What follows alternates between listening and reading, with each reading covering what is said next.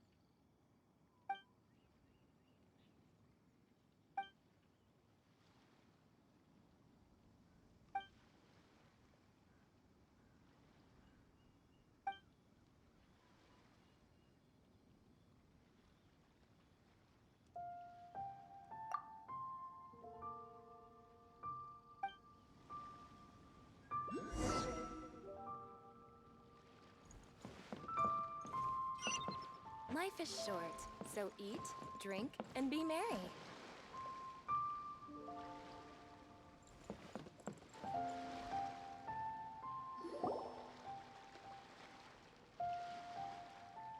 Oh? I didn't think I would see you here. Are these two your friends? Yes, we had the fortune of meeting not too long ago. They are quite a knowledgeable and talented pair, and a pleasure to be around. Traveler, we were just discussing the history of Rex Lapis. Would you like to listen? This, good sir, seems not to appreciate the almighty power of the Lord of Geo. As a professional archaeologist, I'm inclined to correct some of his erroneous views. We are discussing the whereabouts of the first Mora. The first Mora? As everyone knows, the Lord of Geo taught the ancient people of Liyue the craft of smelting, creating goods that allowed them to develop trade with the early nations of that time.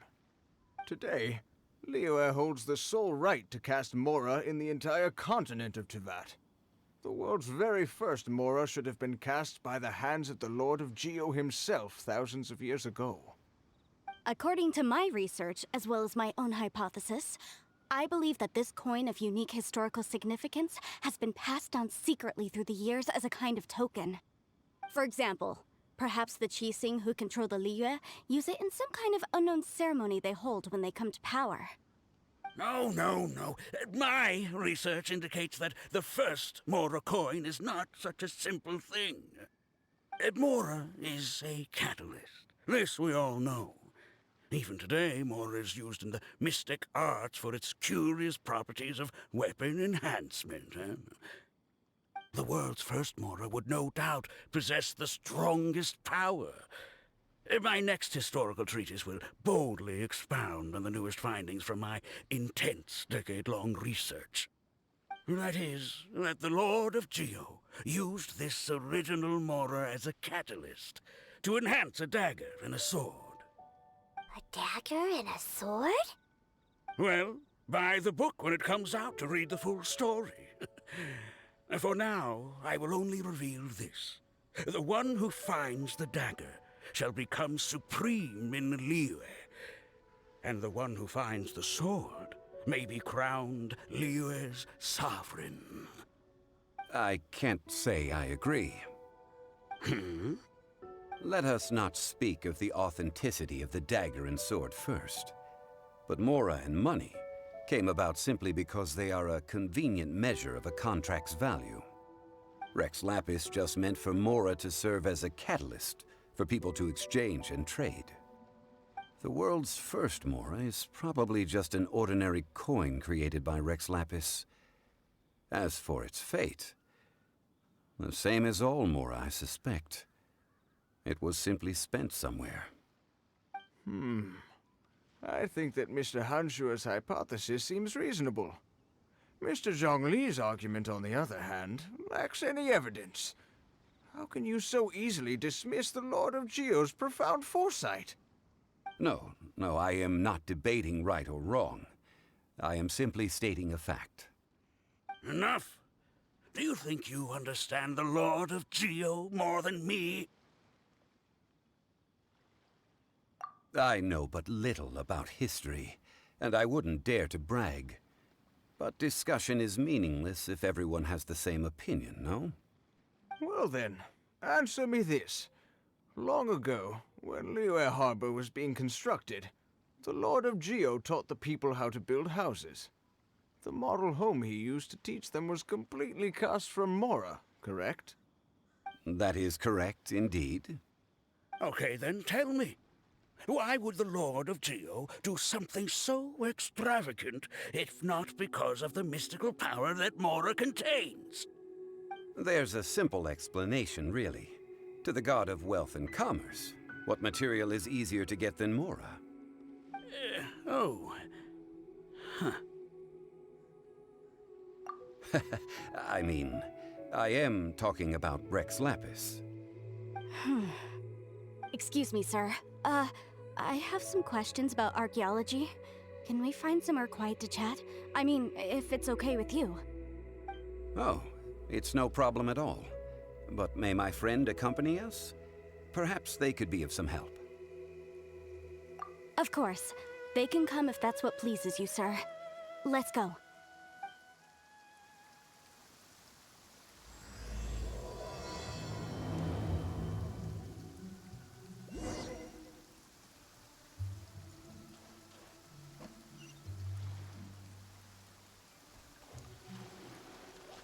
Life is short, so eat, drink, and be merry.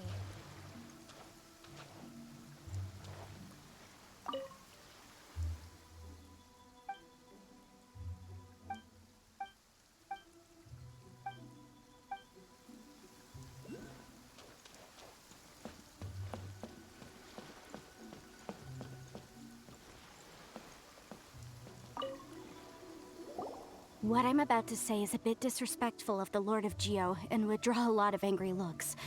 So it's best to discuss this somewhere quiet.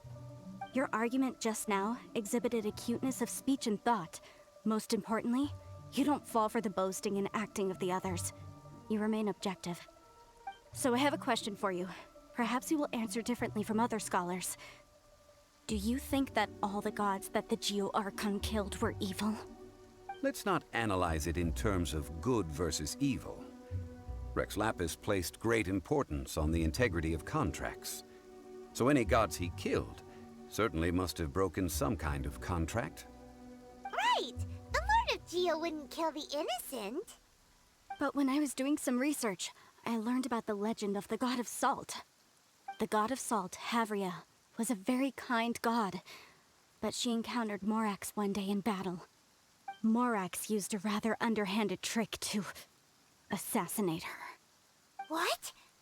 No way! This bit of history is a long story. But you may not like the truth when you hear it. Don't worry, please tell me what you know.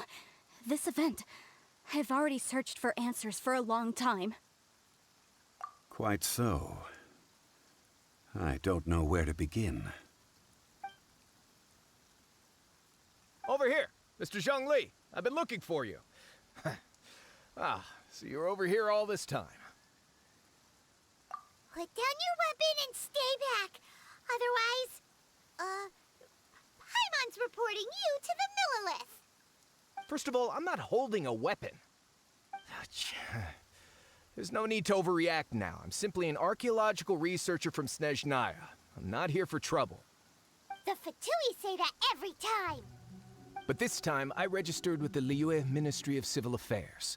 I could show you the official documentation if you want to see it. I will be conducting an archaeological survey here, the results of which will all be shared with the ministry. I heard that Wangsheng Funeral Parlor had a consultant named Zhang Li, with immense knowledge of ancient history and archaeology. So I paid Wang Sheng Funeral Parlor a handsome amount to hire Zhongli as my own consultant while I'm in town. So you mean to say that this is work for the Wangsheng Funeral Parlor, yes? Well, since it's work, I don't have a choice. A consultant of the Wangsheng Funeral Parlor must respect their duty. Of course you would be such a reasonable man. Well then, let's head out now, shall we? Wait, if you are studying archaeology, can I go too? I am also a scholar in this field, so I can help. That will give us a chance to continue the topic we were just discussing. Oh, and you should tag along too. This experience may be of help to you on your future adventures. It is a story from before the rise of the Seven. Although the god of salt has already perished, it will still be a meaningful experience for your journey. Wait. This is an archaeological expedition, not a tour group. That's too many people. But this friend of mine has a treasure-finding talent, surpassed by no one. It will surely be of great help to us. Oh? What talent? If my friend espies a treasure chest, they will absolutely find a way to open it. Hey, Paimon's good at that too! Well, that is quite enticing. All right then. Well, let's go. There's no time to waste. When the Overlord of the Vortex was crushed by the Jade Chamber recently, perhaps something of interest was washed ashore. An ancient artifact would be good. Traces of ancient activity would be great. But a piece of the god's limb would be even better. Who knows what surprises we may find.